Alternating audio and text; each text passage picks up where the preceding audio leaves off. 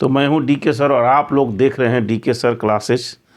चलिए आज जैसा कि आप सभी से मैं चाहूँगा कि आप सभी को, जो भी हमसे इस चैनल को देखने वाले जितने लोग हैं जो हमसे बड़े हैं उम्र में, उनको सबको नमस्कार और छोटे को शुभ प्यार देना चाहता हूं, क्योंकि आज जैसा कि आप जानते हैं 9 फरवरी है और 9 फरवरी को मेरा बर्थडे है। तो देखिए इस तरह से मेरा जो बेटा है उस पर ऊपर आज के बोर्ड पर आप लोग को लिखा हुआ हैप्पी बर्थडे। तो बहुत बहुत धन्यवाद इनको भी, क्योंकि आज से मेरा जो है, आज हम लगभग अर्धशतक पूरा कर चुके हैं। आज मेरा उम्र जो है 50 वर्ष हो गया है। तो इस खुशी में मैं आप लोगों से थोड़ा सा ये भी शेयर कर देना चाहता हूं। और दूसरी बात एक और है कि जैसा कि आज मेरा जो है लगभग 19,000 लोगों का मेरा परिवार हो गया है। डीके सर क्लासेस जो है लगभग 19,000 लोगों का ये परिवार हो गया है। तो 19,000 लोग जो आप लोग प्यार और स्नेह हमें देते हैं और हमारे क्लास को देखते हैं, तो इससे एक हौसला बढ़ता है कि कम से कम 19,000 जो लोग हैं हमारे परिवार, वो हमारे चैनल को देख रहे हैं और कहीं ना कहीं इस पे अपना समय दे रहे हैं। तो उनको कुछ ना कुछ लाभ ज़रूर होता है। मैं भी कोशिश करता हूं कि अधिक से अधिक आप लोगों को कुछ ऐसा मटेरियल लाया जाए, ऐसा चीज़ लाया जाए ताकि ये आगे चल कर के आप लोगों को जीवन में जो है बहुत कामयाबी दे, आप लोगों को आगे बढ़ाए। तो इसी सोच के साथ मैं आप लोगों को क्लास लेकर आता हूं। तो फिर से एक बार आप लोगों को बहुत बहुत धन्यवाद।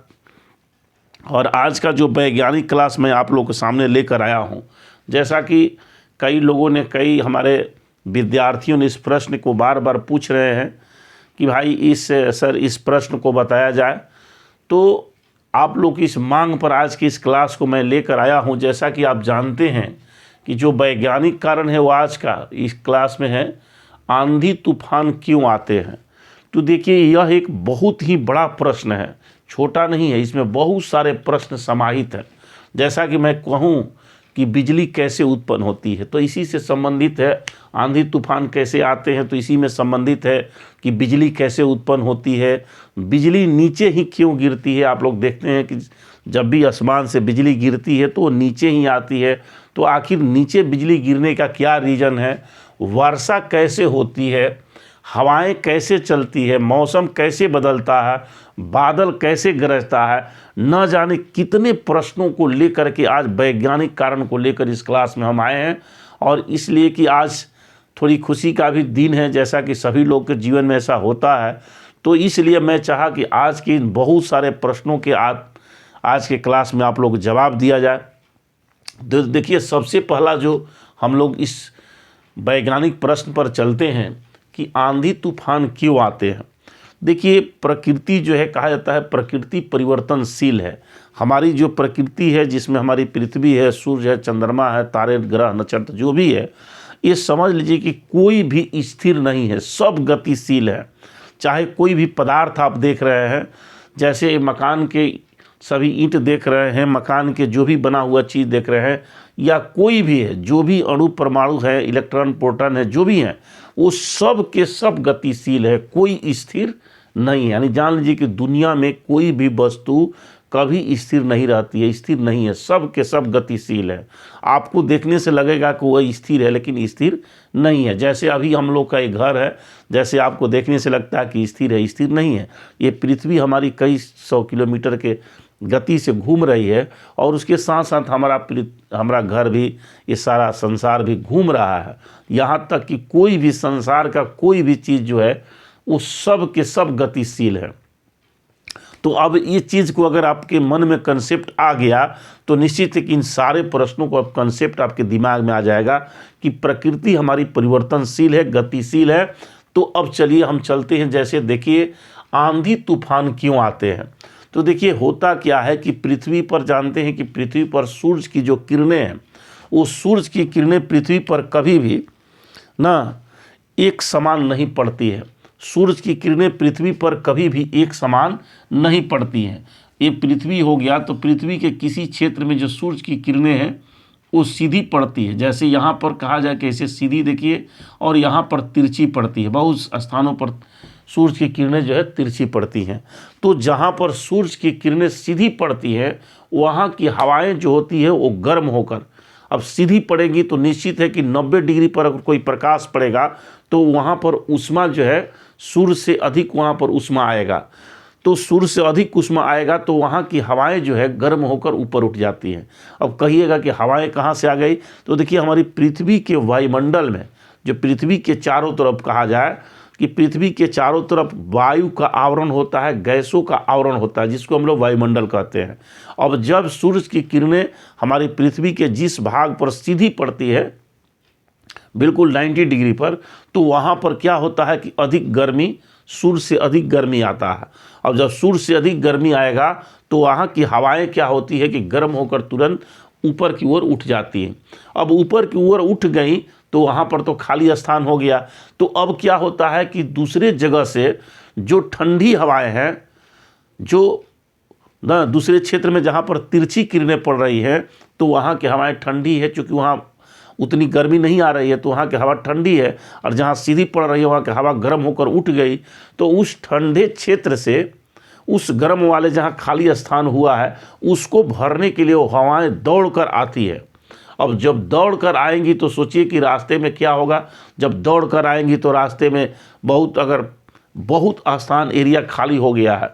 जैसे कि होता है क्या कि जब सूरज की किरणें पड़ती है तो जब किसी क्षेत्र में बहुत अधिक जगह पर खाली स्थान हो गया है, हवाएं उठ गई, तो बहुत तेज़ी से हवाएं और उस स्थान को भरने के लिए आती हैं।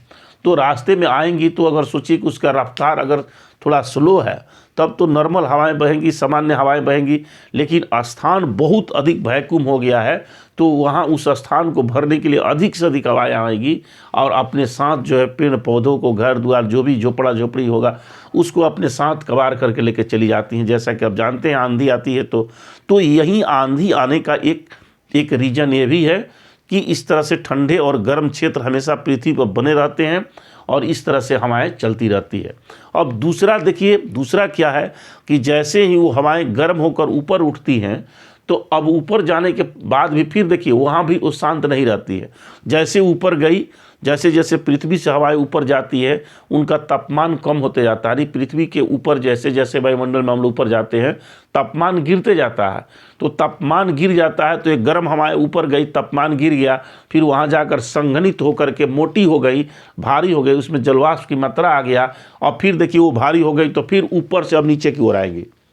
तो देखिए इस तरह से क्या होगा, ऐसे नीचे से ऊपर तक ऐसे धाराएं बहने लगती है। तो एक तो है कि ऐसे पृथ्वी पर दौड़ करके जाती है, वो अलग है, जो गर्म होकर ऊपर गई या ऊपर की हवाएं फिर ठंडी होकर भारी होकर नीचे आई। तो इस तरह से एक संवहन धाराएं, जैसे संवहन धाराएं पानी में बहती हैं, पानी को हम लोग गर्म करते हैं तो नीचे से पानी गर्म होकर ऊपर जाता है, फिर ऊपर वाला ठंडा पानी ऐसे आता है। तो उस तरह से पृथ्वी पर एक धाराएं भी चलने लगती हैं जिसको हम लोग जेट धारा कहते हैं, जेट धाराएं कहते हैं। अब यह जो धाराएं हैं वो अधिक क्या होता है कि पृथ्वी की जो घूर्णन गति है, जैसे पृथ्वी जो है आप लोग जानते हैं कि पश्चिम से पूरब की ओर घूमती है, और पश्चिम से पूरब की ओर घूमती है तो एक धारा जो है अपने साथ इसमें वायुमंडल में एक धारा भी बहुत तेज़ी से बहती है जिसको हम लोग कहते हैं जेट धाराएं। इसका रफ्तार बहुत तेज होता है, यानी हमारे पृथ्वी के वायुमंडल में जिसको कहा जाए, जिसको क्षोभ मंडल हम लोग कहते हैं, जितने भी आंधी तूफान वर्षा जो भी होता है इसी क्षोभ मंडल में होता है। यानी पृथ्वी से सटे हुए जो मंडल है उसी क्षोभ मंडल में इस घटनाएं ज़्यादा होती हैं। तो इस क्षोभ मंडल में जो हवाओं का रफ्तार होता है ना, 160 किलोमीटर प्रति घंटे की रफ्तार से इसमें हवाएं चलती है। अब सोचिए कि 160 किलोमीटर प्रति घंटे की रफ्तार से हवाएं चलती हैं तो क्या होगा। तो ये भी एक रीज़न है कि इसमें आंधी तूफान आने का कारण है। ये पश्चिम से पूरब की ओर हवाएं हमेशा बहती है, इसी को हम लोग कहते हैं जेट धाराएं। अब ये क्या होता है कि ये जेट धाराओं के कारण कभी कभी हमारा वायुयान जो है, वायुयान जो लोग हम लोग वायुयान में बैठ कर कहीं जाते हैं तो कभी कभी यह हमारा वायुयान जो है इस धारा में फंस जाता है और कभी कभी दुर्घटनाग्रस्त भी हो जाता है। आप आए दिन सुनते होंगे कि भाई विमान दुर्घटना हो गया। तो जब इस क्षेत्र में हमारी विमान जाती है और इस जेट धारा में कहीं फंस जाती है तो वहाँ पर उसके दुर्घटनाग्रस्त होने का बहुत चांस होता है। तो चलिए फिर से मैं एक एक करके आप लोगों को मैंने इसका क्या कहा जा सकता है, इसका विवरण एगो आप लोगों के दिमाग में बसा दिया कि इस तरह से सारी घटनाएं घटती हैं। हम लोग एक एक करके अब सारे प्रश्नों का उत्तर जानने की कोशिश करेंगे। तो चलिए सबसे पहले देखते हैं बिजली कैसे उत्पन्न होती है। तो जैसे मैंने कहा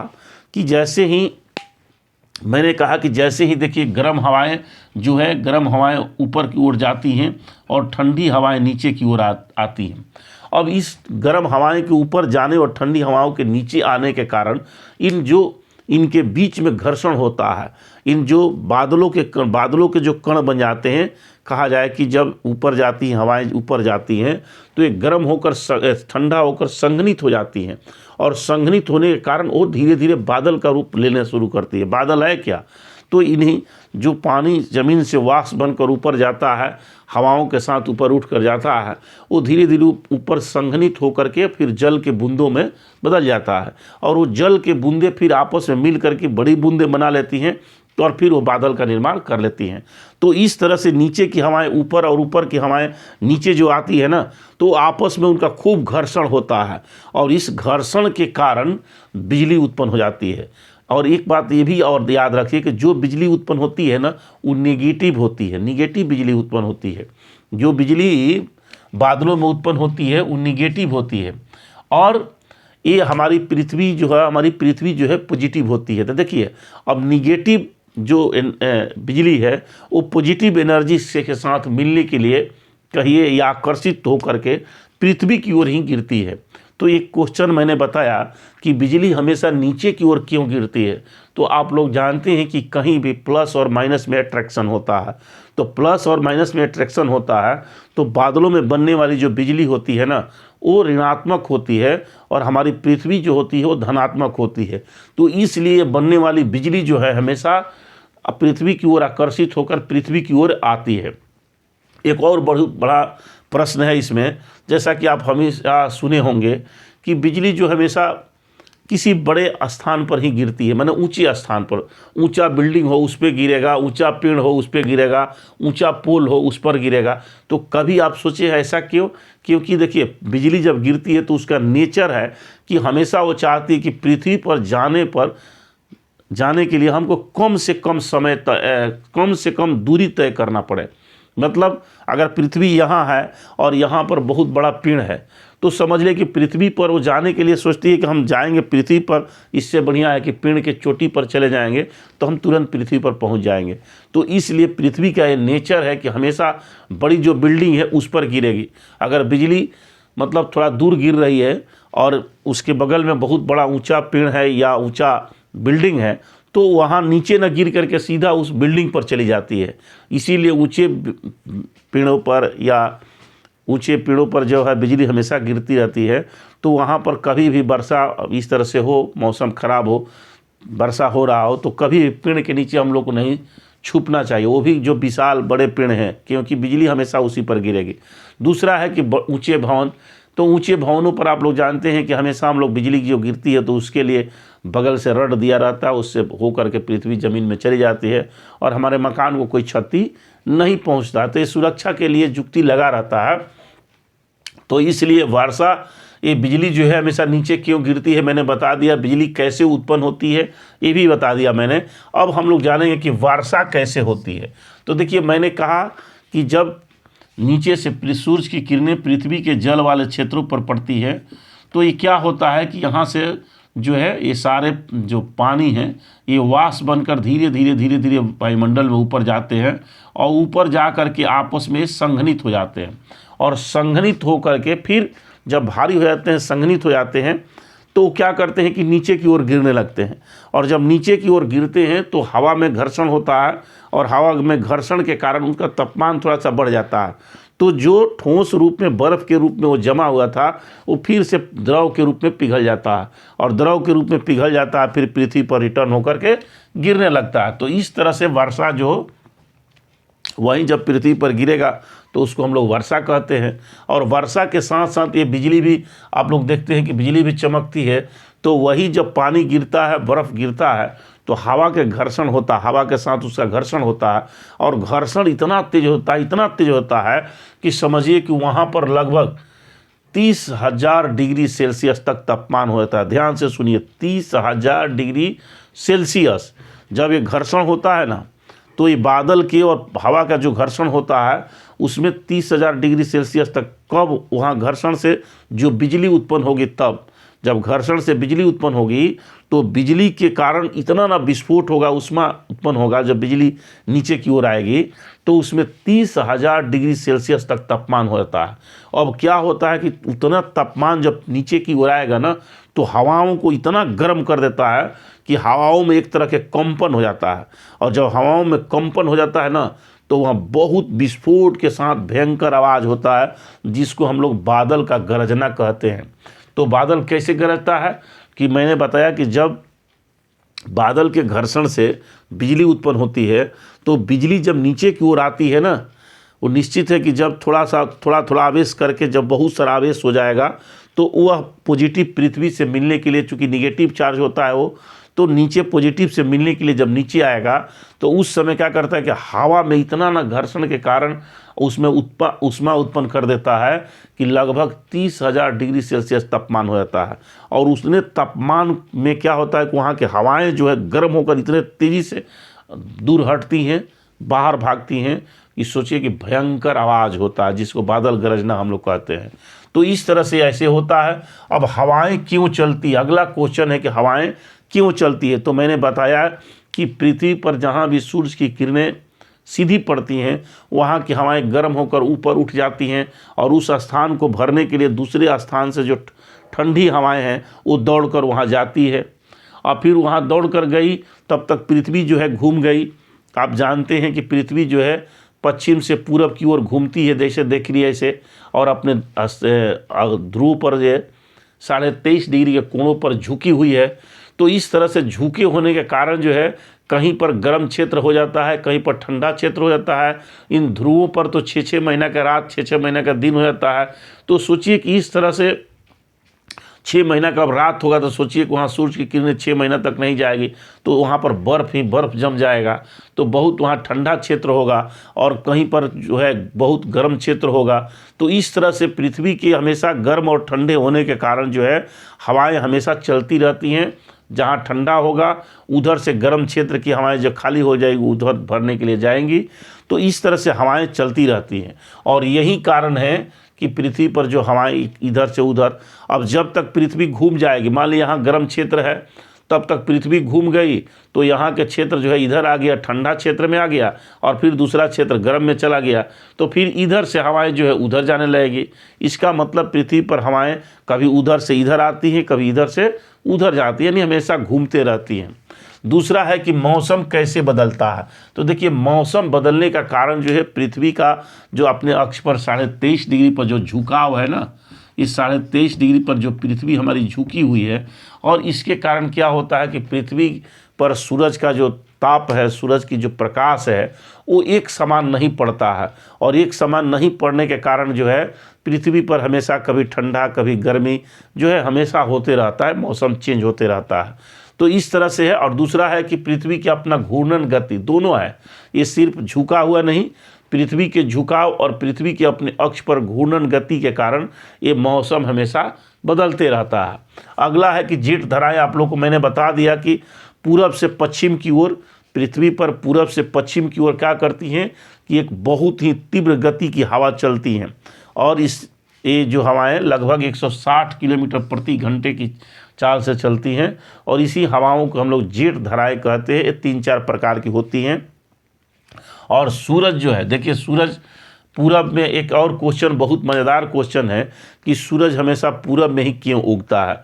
तो सूरज हमेशा पूरब में इसलिए उगता हुआ दिखाई पड़ता है क्योंकि हमारी पृथ्वी जो है, देखिए इस पश्चिम से पूरब की ओर ऐसे घूमती है, वामावर्त दिशा में अपने ध्रुवों पर घूमती है।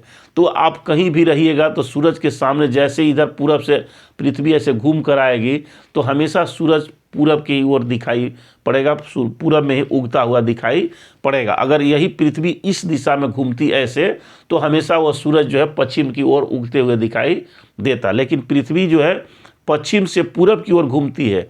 इसलिए जब भी सूरज यहाँ, मान लीजिए कि आप यहाँ रहते हैं, जैसे ही पृथ्वी घूम कर जाएगी सूरज की ओर तो आपको दिखाई देगा कि हाँ इधर पूरब से उगता हुआ सूरज दिखाई देता है। तो इस तरह से पृथ्वी के घूमने के कारण, पश्चिम से पूरब की ओर घूमने के कारण हमेशा जो है सूर्योदय जो है हमेशा पूरब में होता है और सूर्यास्त हमेशा पश्चिम में होता है। तो चलिए इस तरह से आप लोग, जैसे मैंने कहा कि क्षोभ मंडल क्या है, तो मैंने बताया कि पृथ्वी के चारों तरफ ये जो गैसों के आवरण देख रहे हैं, इन गैसों के आवरण को हम लोग वायुमंडल कहते हैं। और ये वायुमंडल जो है कई लेयरों में बना रहता है। पृथ्वी के पास सबसे ज़्यादा हवाएं होती है, ज़्यादा गैस होती हैं, और जैसे जैसे ऊपर जाते हैं कम होते जाता है। तो देखिए पृथ्वी के वायुमंडल में लगभग, पृथ्वी से लगभग 8 से 16 किलोमीटर तक, 8 से 16 किलोमीटर तक जो है ये क्षोभ मंडल होता है। और इसी क्षेत्र में जो है सबसे ज़्यादा हवाएं होती है।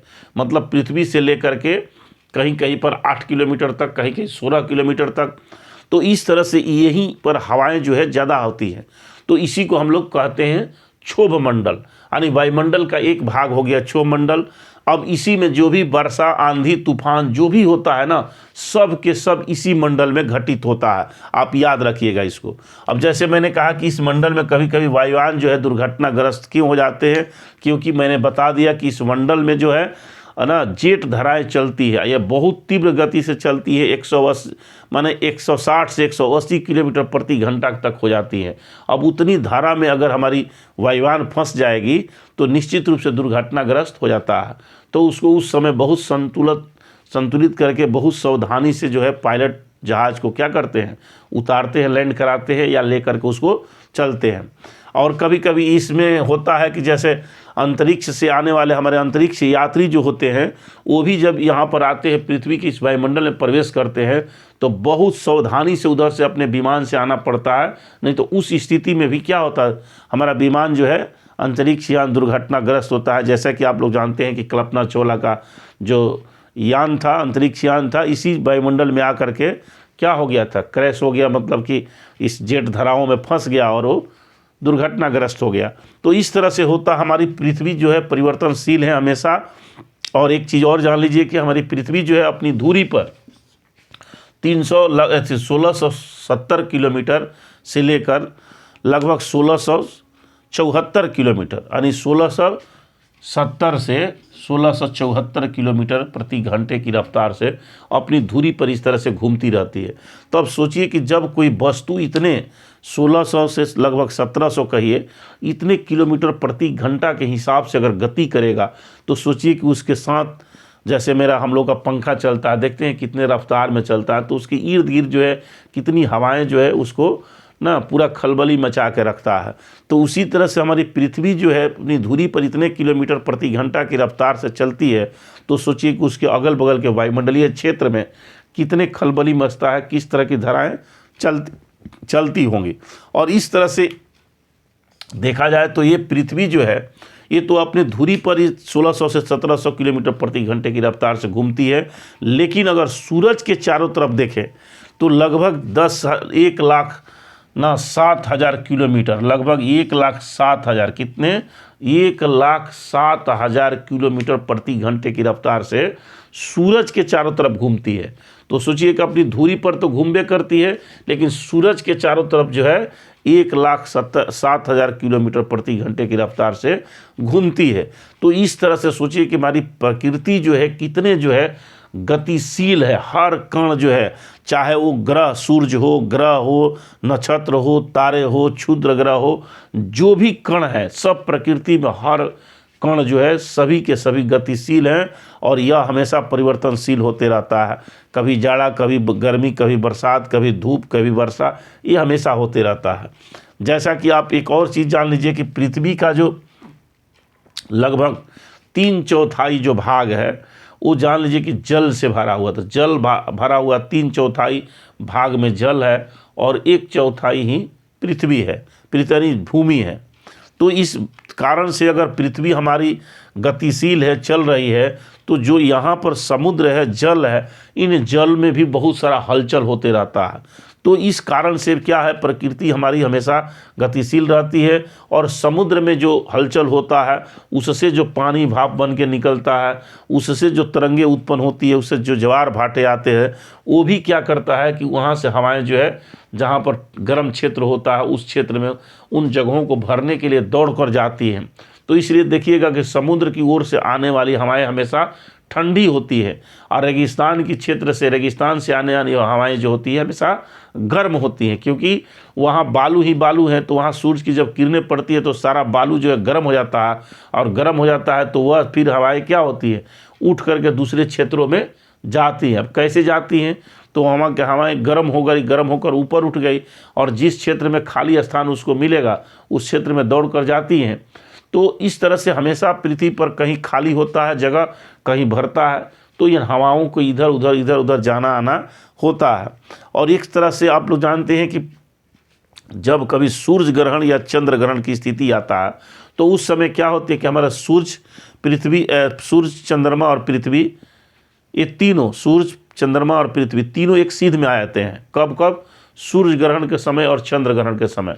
तो उस समय क्या होता है कि जब तीनों सीध में एक आते हैं तो इसका अट्रैक्शन जो है, सूर्य का, चंद्रमा का अट्रैक्शन पृथ्वी पर लगता है, और पृथ्वी पर के जो जल है ना, समुद्रों में जो भरा हुआ जल है, जैसे मैंने बताया कि पृथ्वी पर 3/4 पानी ही पानी है, तो ये पानी जो है सूरज की ओर उधर बल से खिंचाने से, गुरुत्वाकर्षण बल लगने से ऊपर की ओर उठने लगता है। 5-5 फीट 6-6 फीट की जो है तरंगे ऊपर की ओर उठ जाती है, जिसको हम लोग ज्वार कहते हैं। समुद्र की जो पानी है ऊपर की ओर उठता है और नीचे की ओर गिरता है।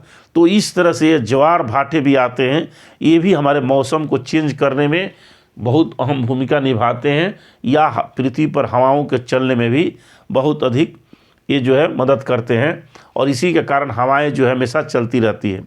अब देखिए इस तरह से, जैसे मैंने बताया कि हमेशा बिजली जो है ऊंचे भवनों पर गिरती है, इसका कारण मैंने बता दिया कि पृथ्वी नीचे की ओर जब आती है, बिजली जब नीचे की ओर आती है तो चाहती है कि पृथ्वी पर हमको जाने में कम से कम दूरी तय करना पड़े। तो कम से कम दूरी तय करने के लिए वो क्या करती हैं कि ऐसे चीज़ का चुनाव करती हैं जिसको पकड़कर जल्दी से पृथ्वी पर चल जाए। तो चाहे ऊंचे भवन हो, चाहे पेड़ हो, उस पर से चला जाता है। अब इसमें एक चीज़ और जान लीजिए कि जो कंपन, कहीं भी किसी वस्तु का जहाँ कंपन होगा, जैसे हम लोग ऐसे ऐसे करते हैं तो भी आवाज़ यहाँ से उत्पन्न होता है। कहीं भी किसी वस्तु का, जैसे हम लोग घंटी बजाते हैं तो वहाँ क्या करते हैं, वहाँ पर हम लोग एक वस्तु से दूसरी वस्तु पर कंपन कराते हैं, और जैसे ही उस वस्तु पर कंपन होगा आवाज़ उत्पन्न होना शुरू हो जाता है। तो इस तरह से कंपन का ये कारण है। तो चलिए, आज के क्लास में मैंने आपको बताया कि आंधी तूफान क्यों आते हैं।